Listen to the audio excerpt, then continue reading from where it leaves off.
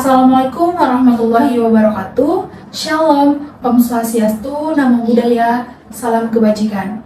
Selamat sore dan selamat datang di acara Sehat Sapa bersama saya Septi Aulia yang akan menemani Anda dalam beberapa menit ke depan. Pada acara kali ini saya akan membahas topik pembicaraan yang penting di masyarakat Indonesia, yaitu diabetes di Indonesia. Diabetes atau penyakit gula darah tinggi adalah penyakit kronis dalam jangka waktu panjang yang perlu diwaspadai. Penyakit diabetes yang tidak terkontrol dengan baik dapat menyebabkan kerusakan pada berbagai organ dan jaringan tubuh.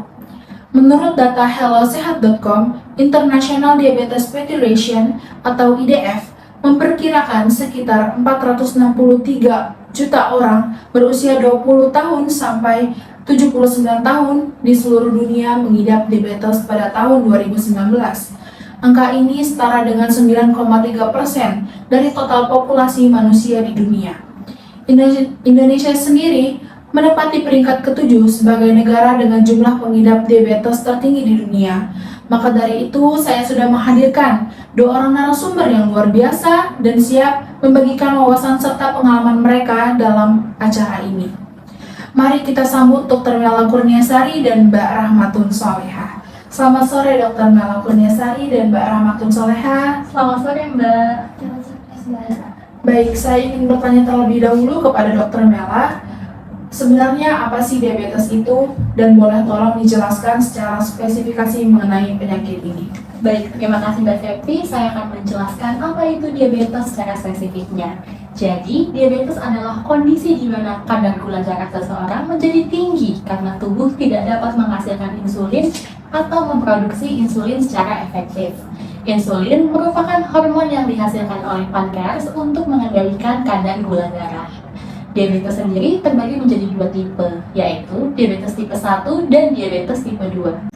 Apa yang membedakan antara kedua tipe tersebut, Dok? Diabetes tipe 1 disebabkan oleh kurangnya produksi insulin, sementara diabetes tipe 2 melibatkan produksi insulin yang tidak memadai. Tanda apa saja sih yang harus diperhatikan untuk mengenali penyakit ini? Beberapa tanda-tanda umum biasanya seperti haus berlebihan, sering buang air kecil, kelelahan yang tidak wajar, dan penurunan berat badan tanpa sebab.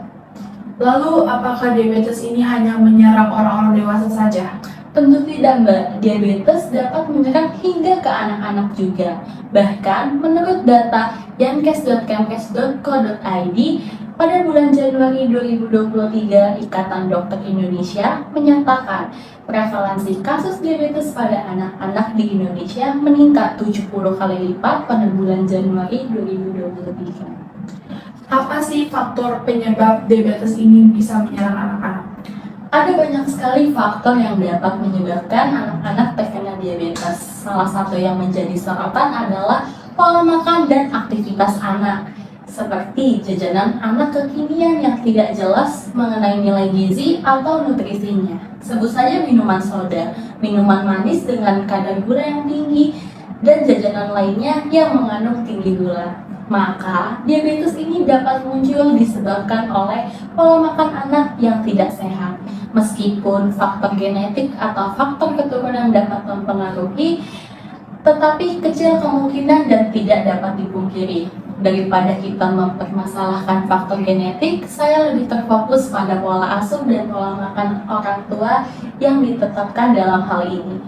Baik, terima kasih Dr. Mela atas penjelasannya. Namun sebelum kita membahas lebih lanjut, mari kita saksikan iklan berikut ini.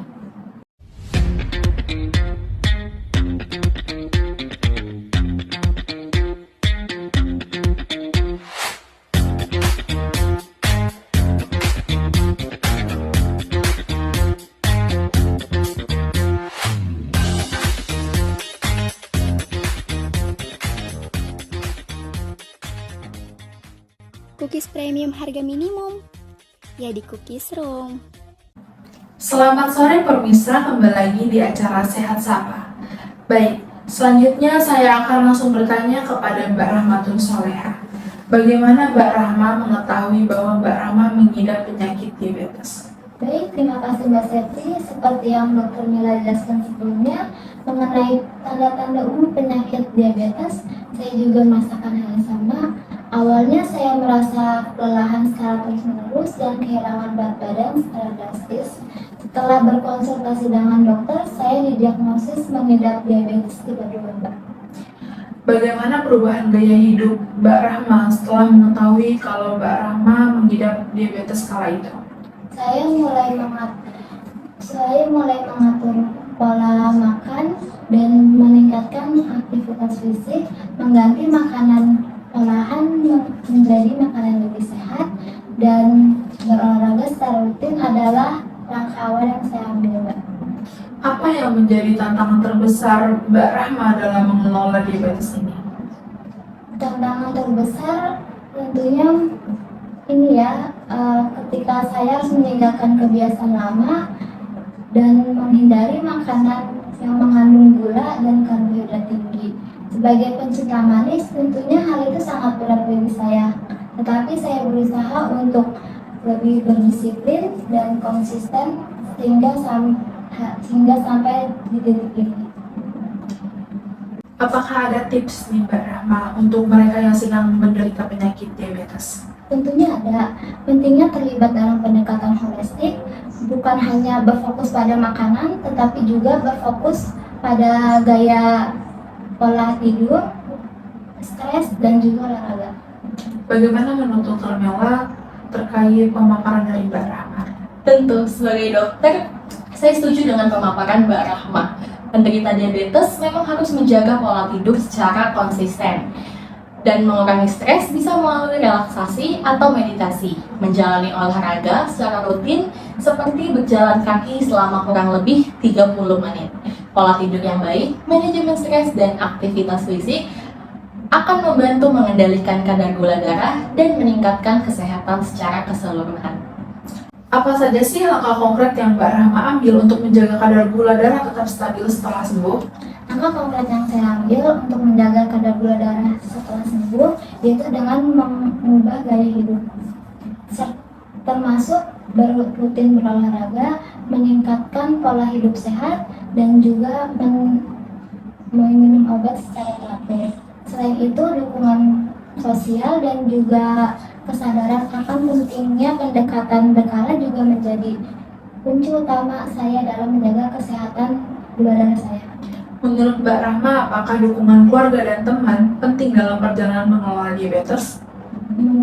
Itu sangat penting ya, karena dukungan keluarga dan teman terdekat juga dapat memotivasi dan memberikan dukungan moral saat saya mengalami diabetes. Lalu, apakah ada pesan yang ingin disampaikan kepada penonton kami pada hari ini? Tentu saja ada, Mbak. Ingatlah bahwa diabetes bukan akhir dari segalanya, tetapi jika kita dapat mengubah gaya hidup sehat, kita pasti bisa melewatinya. Jangan ragu untuk meminta pertolongan dan dukungan, serta mencari informasi yang sekiranya dibutuhkan. Baik, terima kasih Mbak Rahma. Dr. Mela, apakah Anda ingin menyampaikan?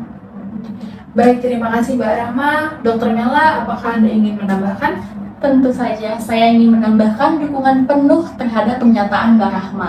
Diabetes bukan akhir dari segalanya, dan dengan perubahan gaya hidup yang sehat, kita memiliki kekuatan untuk mengelolanya.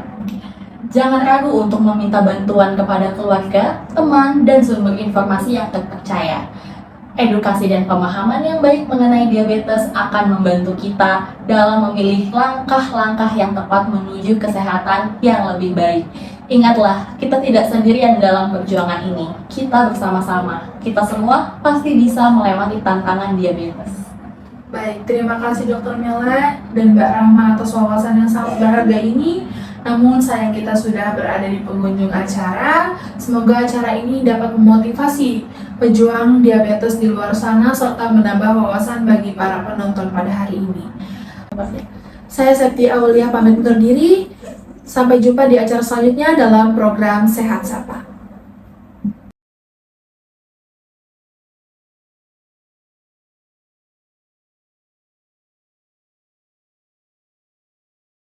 Audio Jungle.